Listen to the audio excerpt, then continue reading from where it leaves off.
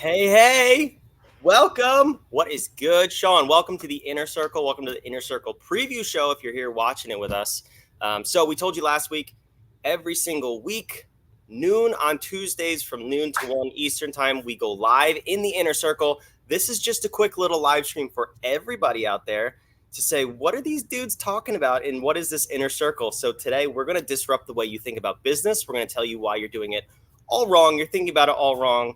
But don't worry, there's hope. We're going to help you fix it. So Sean, welcome. Good to see you. Good to see you. Where are we today in the world?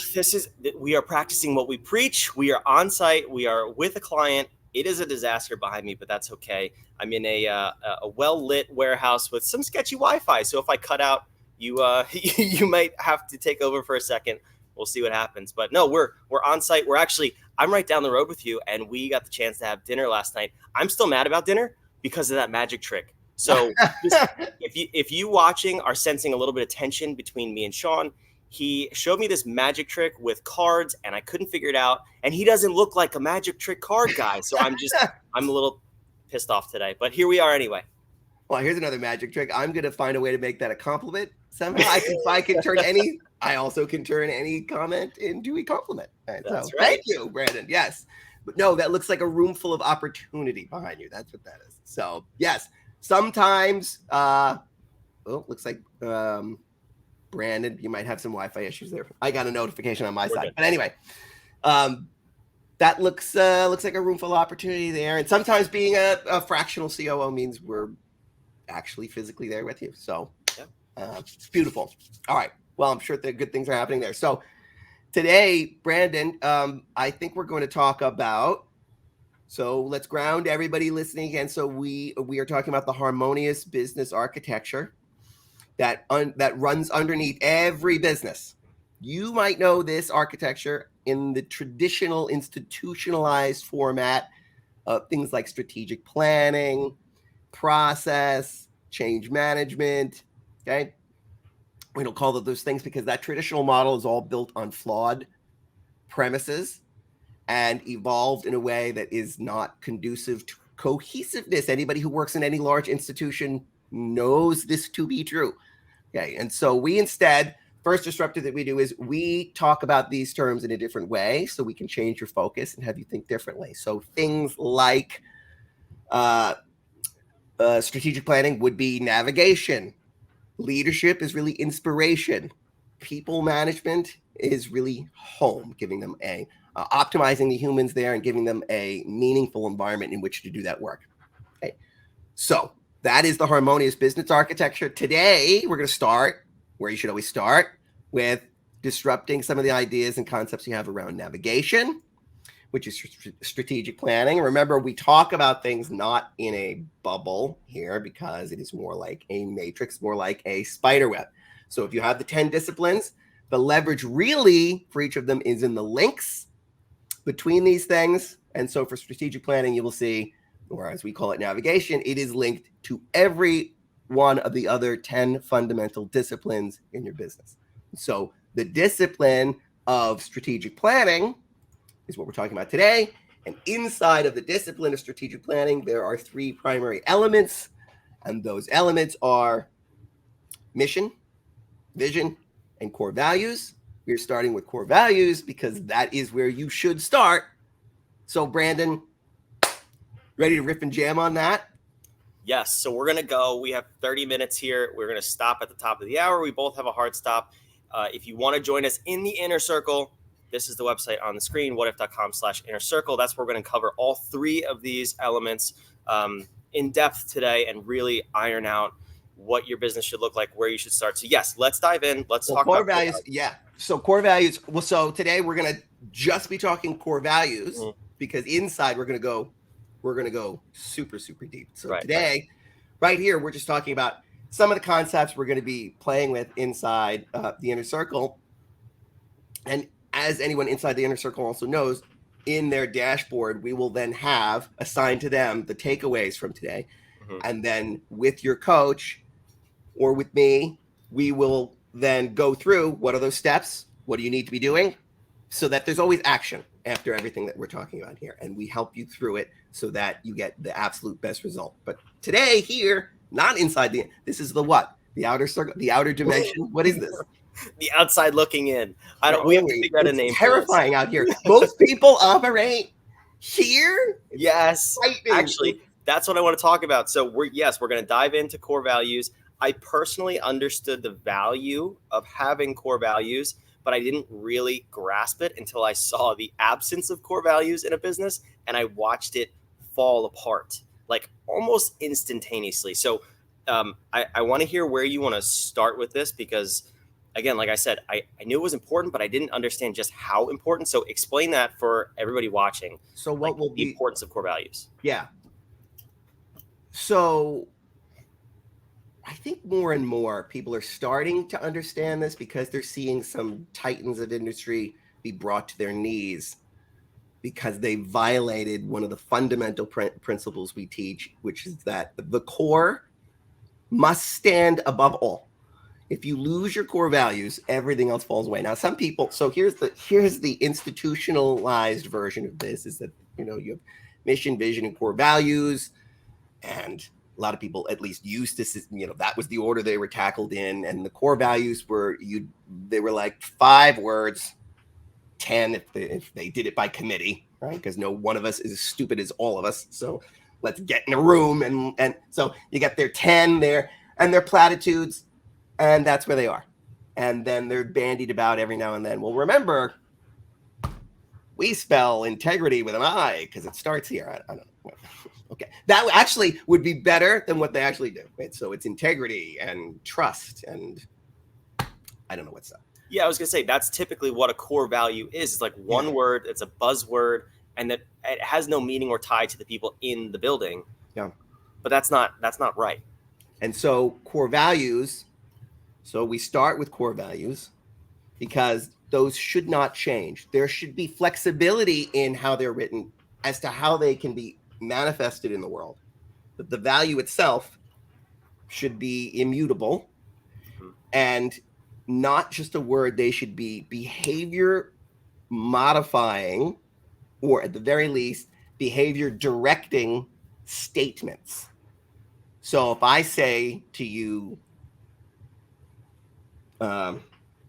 customers first, I don't always know what that means, depending on the situation. You're like, you gave them what? Well, I just did. I mean, I know okay, everyone shows up to work every day wanting to do the best job they possibly can, and in the absence of direction and leadership, they will find their own way. Okay, and with the best of intentions, things can go really wrong. And I work with, as an ancillary thing to what I was doing with this large company, I also discovered that there were some well-meaning people who had said, oh, no, it's easier if we just skip this part of the process. Easier for whom, right? Well, the customer especially, and the customers always come first. They had inadvertently removed the very part of the process that was the reason they would pay us. So there was like and by us, right, I'm like inside the walls looking at this, right, saying, so, and then once you point that out to them, they're like, oh my God. And I told the next 3 people that were hired to the team that that's what I was doing. Like, okay, let's patch that up. But of course the clients weren't saying anything because they were like, this is great. We're getting blah, blah, blah for free. Okay. So it should be direct behavior when you're not there. So this is why when core values are used, there's another value. Core values are used appropriately and written appropriately as behavior directing sentences or phrases. You should be able to go on vacation as a business owner and come back in 2 months. I don't recommend you doing this, but you could, and then say, well, how did things go? Because they will fill in the gaps of behavior that are left in the processes or situations that were not covered. Okay, so we wrote down all our processes. You know what to do. You've got your procedure manual. You're good, Brandon. I'm going on vacation. Yep, I'm good. Go on vacation. Something happens that wasn't thought of ahead of time. We didn't plan for it. What do? Well, customers first doesn't help me as much as We do what's right for the customer, even if it's not in our best interest. Okay, I know, and I'm not saying that's what it is or should be for anybody, but I'm saying that tells me more what to do so that when I come back and say, what happened? Well, this blew up. How'd you handle it? Well, I know we could have done this, and that probably would have saved us some of the money on the shipping fees, but this is what I did because they always come first. Okay, okay, even if I don't really agree with it, and in that situation, it sounds like it would, but let's say I don't, I certainly can't fault you for acting on one of the core values because the core covers everything, the core overall. And when companies, even if you can't articulate their core values, if they demonstrate them enough to the world, we get a sense of what they are. We know who they are because I see it manifested in every interaction with their people. And it should be a part of their marketing and their messaging. And when a company does something for whatever reason, social causes or is the what's happening lately, right? What are you saying? What are you hinting at? Yeah. So when Budweiser or when Bud Light tries to do something that they thought was a good social cause, it violates the core. Whether you think it was a good thing to do or a bad thing to do, it doesn't matter. If it violated the core that their end user thought was there, we see what happens. You don't have to ask me, right? We all know it took this company to its knees because, and they were like, well, what? We thought this would, no, you didn't think anything. Because if you thought first from the core and then your end users and then started making decisions, you wouldn't be in this mess. And that's a perfect segue into why the architecture is called harmonious, because in that particular situation, and in any situation where a company violates the core, you have dissonance. This architecture is called the harmonious architecture. You can't have harmony with dissonance. They can't coexist. So anytime a company violates what it puts out as its core values, you have dissonance, and people know immediately. That's why there was so much backlash with that situation, with other situations, and it could be anything. If you violate as a company your core principles and what you tell the world you do, there is dissonance. But also on the flip side of that, the world knows your core values by what you do without saying what they are. So if they're different internally than what you display externally, your customers only see what you do externally. Yes, this is the volume on the dissonance. Yeah. So one level of volume on the dissonance is I told my employees, here's our core values, and then I show up differently as a leader. And that's how core values attach to your leadership, which we will get into this afternoon. So I say these things, but then I don't do them, and I expect them of you. Or some people, right? These are all the different layers of how just noisy it can get for people. Yeah. And then there's here's what we as a company all say, but don't demonstrate outside the walls to our customers. And then there's we say it and we don't demonstrate. I mean, we demonstrate it most of the time, and then suddenly decide, hey, this month we're going to do this thing, and then everyone from employees, everybody from inside the walls, outside the walls is going, I don't know what this is. And the noise is too loud. I'm tuning out. I'm done with you. Product, service, whatever it is that has violated some kind of the covenant of commerce, which is who you say you are and what you say you will do both need to be true, right? Of yourself, your product, and the experience I will have with it, both during and getting it, acquiring that service or good, and my experience with it after must all be harmonious. And that's just that part, that core value being harmonious. Right, and that's the integrity of the whole. Each individual value is integrity is doing what you say you're going to do, when and how you say you're going to do it. If you say your core value is customer service, and then you have the customer service of, we'll use just a famous example, Comcast from 10 years ago, infamously terrible customer service. Now they've turned things around because you can, but if you say your value is customer service and then you act like that, that's where the dissonance comes in. So what do you do as a fractional COO and consultant, and with our clients here, a little tease, because we're going to go into this deeper in the inner circle, but what's the first thing you address if you go into a company and you see that there is dissonance between what they say and what they do? I thought you were going to ask me how I get them to do it right from the start, but that's good. No, we'll start with with this because um, you first ask the question of the leader, what are your core values, and see if they have to rifle through something, pull it out, see if they know it chapter and verse. That already will tell you. Or they go, yeah, I've heard about core values, but there's no real value in them. It's just the thing you put on the wall. Okay, so we know where we're meeting them with that. But if they say this is what they are, and they're an actual word and a phrase, and they look good, then I can already, just against the other business architecture diagnostic question, the bad results that we have. So we have a diagnostic that I've used forever with businesses of every size that gives me a starting map to say, here's probably where some of your problems are. Okay, we give that out for free. So please, if you can hear me, take it. But unless you're like 12 but if you're starting a lemonade stand, please take it. Right. Take it. So caveats. So we start there and say, I already know if this is it'll be pretty clear if that die is not running properly through the system, to say, you're telling me these are the things that you hold dear, and your problems are in those very areas. So this must be very painful for you then. And if they say these are the things that I value more than anything, and I see the problems are in spots in their architecture that are ancillary to these spots, then I go, I understand that, right? You're still living these things, but it's not helping you, right? Every single one of these is the customer's always right. There's not a single thing here about how anyone else is supposed to behave, right? Like, the customer's always right. Customers before anybody.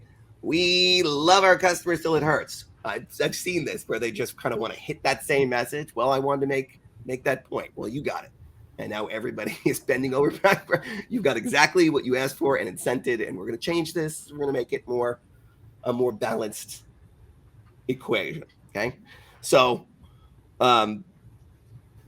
that's just they weren't sure how to balance it out right and maximize it but if they are saying one thing and doing another, then we have to have that hard conversation. Now, it's easy if you have the diagnostic results, because we can say, I didn't tell you your business operates this way. You told me it operated this way. And so we can argue about whether or not your answers were correct, but if these were your answers, then it is true you are not living these values, and here's how. And if they can't get past that conversation, then there is no more conversation. They need somebody else to help them, because there has to be that moment, that epiphany, that what if it isn't what I think it is, right? What if we are not living those things? Now that you mention it and have 11 examples of me not doing it, I guess I gotta. And if they're not ready to have that big kid conversation, then we couldn't help them. So that's how that. You see how quickly that has to. That's why that has to be one of the first conversations we have with people, because how would we ever be able to diagnose their problems or advise them on what to do if I don't know what are the things that they and all of their employees on this mission believe in their heart of hearts? If anything is not in support of that, it will not last. Right. And we're encouraging people to hire based on those. Put your core values in your hire. We're getting into a little of the doing, but right, we're doing this afternoon, coming up with a complete plan so the core values are fully maximized in every discipline in your business. But one of them is you're hiring to these, saying, here's our 5 core values. Brandon, you applied for the job. As part of this, which of these 5 resonates most with you? Why? And how do you expect to manifest that and demonstrate that to your coworkers here? How many times have you ever been asked that question applying for a job anywhere? Ask anyone who does. It's right. So, but I want to know that more than anything else. Right. Because if you're not jazzed up about this, and you're just like, oh yeah, okay, don't work at EMS if you're not into hiking and camping, and because when we tell you, hey, you can bring your dog in, and you can take naps in a tent. I'm allergic to dogs. If you're like, oh yeah, oh that sounds terrible. Really, I'm here for the 401k and the dental. You're not. Not You're gonna work. not. You're not last. It's just not a good fit. And so, what jazzes you up about these? Because we are living them every day, demonstrating them every day, and expect you to do those same things. And you will be rewarded not just on hitting the numbers of things, but also in your demonstration of these values. So you better be jazzed up about them, because that's going to be a big part of your job. Not, yes, you pull a lever and you push this button. That is part of your job. But this is part of your job. Demonstrating these core values in service of this mission is the job. And then you pull levers and push buttons to do it. That is a much different hiring conversation, and that gets you people who are really ready to walk through walls for you and fill in the gaps if you haven't mastered all the other 9 disciplines. Yeah, and that's Please set something. yourself up to start with that. Right. And you've been in the walls of the Fortune 50 and beyond, and I've seen it from the outside. So I've seen a number of companies that have a core value of uh, integrity or accountability. And the little sentence behind it is something like to maximize the profits of our shareholders or something like that. Who in their right mind, as an employee of that company, is going to hold that as a core value, because it has nothing to do with them or their core values? That's why the argument here that we're making is the way you're approaching your navigation is completely backwards. It needs to start with your internal team and culture and be broadcast out, not the other way around like most of the Fortune 500 do it. Yeah, and the giant businesses have a whole different set of dynamics that most people are not dealing with. And they were there when they got there, and they'll be there when they're dead, kind of thing. And varying companies, you know intuitively the ones that take them seriously and demonstrate them from top to bottom. You just do. We don't have to name them here and play with that here, because this afternoon again, we're going to be, if we're teeing people up for that, I want to make sure that they're focused on we know that the large ones do it and need it. They've understood that it has some value. How well they have crafted them and demonstrate them and allowed them to permeate every element of their business is the stock market will tell you that scoreboard. And then but today is going to be how to brush up the ones you have, polish them up, make them more powerful, where to start if you don't have anything, and then how to take them, be more powerful, how to get buy-in because you've already started the thing, you're not hiring people, and then how to take it forward, how to use it in your hiring, management, promotion, termination, marketing, protection, all of these. And the whole reason I bring that up is not to compare to the Fortune 500 or 50, but it's as entrepreneurs and even in business schools, that's what we look at as an example. And what we're saying is that it's not the right format to create this stuff. What we're teaching, and what we're going to dive deep in 6 minutes, is how to do this the right way to have a more effective company and culture. And I want to bring this back up on the screen here, which is so crucial to understand. And we mentioned this in our challenge, we mentioned this last week. The difference between what we're talking about here and a typical, whether it's a fractional COO or consultant or even business and MBA course in college, is these disciplines are important, but what we understand and what we're telling you is it's how they connect to each other.